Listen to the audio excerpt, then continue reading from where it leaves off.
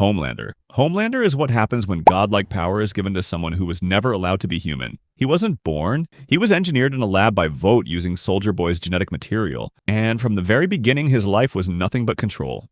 He killed his mother at birth, then grew up inside a sterile facility with no parents, no love, no childhood. Just scientists, cameras, and experiments designed to shape him into a weapon. They didn't raise him, they programmed him, telling him he was superior, that the world existed to worship him. But underneath all that power is something broken. Homelander doesn't understand love. He only understands approval. He craves it like oxygen, and when he doesn't get it, he becomes dangerous. Even discovering Soldier Boy, the one person who could have been his father, doesn't fix him. He's rejected, seen as a disappointment, and that final hope for connection collapses. A man with godlike power, but the emotional state of someone who is never held. Anakin Skywalker. Anakin Skywalker from Star Wars is one of fiction's most tragic characters, because he didn't become evil for power. He became evil because he was afraid. Anakin was born a slave on Tatooine and raised only by his mother. Then the Jedi discovered him and believed he was the chosen one, but becoming a Jedi meant leaving his mother behind, and Anakin never really recovered from that. As he got older, he fell in love with Padme, but Jedi weren't allowed to love, so they kept it secret. Then everything changed.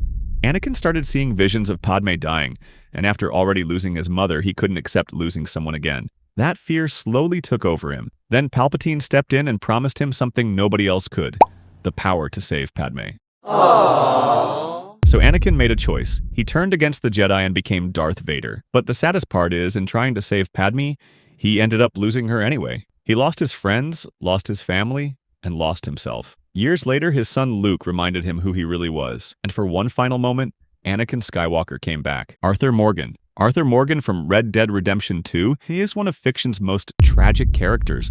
Arthur lost his mother when he was young and even witnessed his father's execution. Not long after, he was taken in by Dutch van der Linde, who gave him something he never really had before: a family and a purpose. Live free, fight back, stick together. And Arthur believed in all of it. Arthur even had a lover named Eliza and a son, but both of them were killed, and Arthur carried that pain with him for years. As time passed, Arthur spent his life robbing, fighting, and surviving. The gang slowly stopped feeling like a family. Dutch changed. The man Arthur trusted became obsessed with one last score, while Micah Bell pushed him further and further away from the people who actually cared. Then Arthur got tuberculosis, and suddenly nothing else mattered anymore. Arthur knew he was dying, but instead of giving up, he finally started becoming the person he wanted to be. He helped people, protected John, and tried to give others a future he knew he'd never have. And in the end, after one final fight, Arthur watches the sunrise one last time. Walter White. Walter White from one of the most iconic TV shows, Breaking Bad, starts off as an overqualified chemistry teacher living in Albuquerque with his wife Skylar and his son, Walt Jr.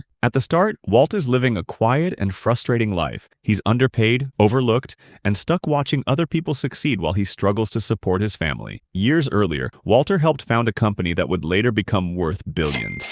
But he left before it succeeded and spent years regretting it. Then everything changes. Walter gets diagnosed with terminal lung cancer. Faced with the idea of dying and leaving his family with nothing, he teams up with his former student Jesse Pinkman to cook meth. In Walter's mind, he's going to die anyway, so he might as well leave his family enough money to survive. As Walter becomes Heisenberg, he realizes he doesn't just want money anymore, he likes the respect, he likes the fear. For the first time in years, he feels important. Jesse becomes the closest thing Walter has to another son, but instead of protecting him, Walter manipulates him, lies to him, and pulls him deeper into violence while convincing himself it's for his own good. Walter lets Jane die. He poisons Brock. He destroys his marriage and pushes away everyone who cared about him. Even Hank, his own brother-in-law, spends years hunting Heisenberg without realizing he's sitting across from him at family dinners. By the time the truth comes out, it's already too late.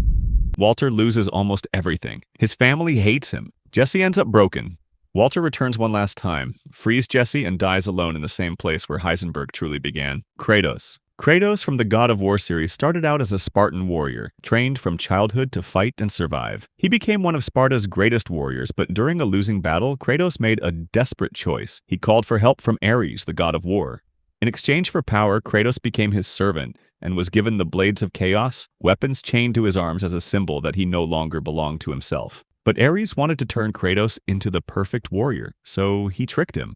Under Ares' influence, Kratos unknowingly killed his own wife and daughter, and that completely broke him. From that moment, Kratos became a man driven by anger, guilt, and revenge. He blamed the gods for everything and decided if they ruined his life, he'd ruin theirs too. What followed was basically the worst family argument in history. Kratos tore through Greece, killing gods, titans, and pretty much anyone standing in his way. But after destroying Olympus, he realized revenge didn't fix anything. He was still the same broken person. So Kratos disappeared, he moved to Midgard, started over, and became a father again to Atreus. The thing Kratos wanted most was simply another chance to be a good father. Jesse Pinkman. Jesse Pinkman from Breaking Bad is a character who spent almost the entire story trying to escape a life that kept pulling him back in. At the beginning, he's just a small-time meth cook with no real direction. Then he teams up with Walter White, his old chemistry teacher. At first it looks like easy money, but over time Walter becomes less of a partner and more of a disaster. One of the biggest turning points comes when Walter poisons Brock, the son of Jesse's girlfriend Andrea, just to manipulate Jesse into helping him. That's when Jesse finally realizes how far Walter is willing to go. But things only get worse.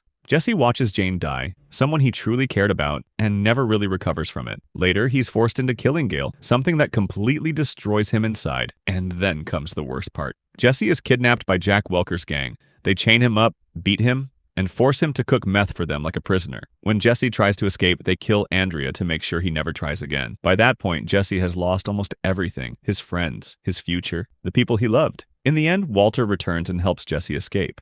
Jesse finally gets away and starts a new life in Alaska. Rick Grimes. Rick Grimes from The Walking Dead starts as a normal sheriff trying to do the right thing. But after waking up from a coma, he finds out the world has completely fallen apart. The world he knew is gone. People are dead. And survival becomes the only thing that matters. At first, Rick tries to hold on to who he used to be. He wants to help people, keep order, stay human, but the world keeps taking things from him. He loses friends, loses people he trusted, and over time, Rick realizes being a good person isn't always enough to keep people alive. One of the hardest moments comes when he loses Lori, his wife, and after that, something in Rick changes. He becomes harder, colder. Not because he wants to, but because he thinks that's the only way to protect the people he has left. He keeps fighting for his family, but every time he builds a home, the world tears it apart again. That's what makes Rick tragic. Not that he suffered, but that no matter how much he lost, he still got up the next day and kept going. Dexter Morgan. Dexter Morgan from Dexter is one of those characters that makes you question whether someone can actually become normal after growing up broken. As a child, Dexter witnessed his mother being murdered right in front of him inside a shipping container.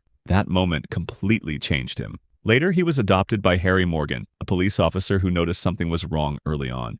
Instead of pretending Dexter's violent urges didn't exist, Harry created a code: only kill people who deserve it, only kill criminals who escaped justice. So Dexter grows up living two lives. By day, he works as a forensic blood analyst, helping solve crimes. By night, he becomes the thing he hunts. But underneath all of it, Dexter doesn't actually want to be a monster. He wants a normal life. He tries to build relationships, starts a family, and convinces himself he can balance both worlds. But secrets don't stay hidden forever. One of the hardest moments comes when Rita, his wife, is murdered because of choices Dexter made. In the end, Dexter never really escapes his darkness. He just keeps trying to live with it.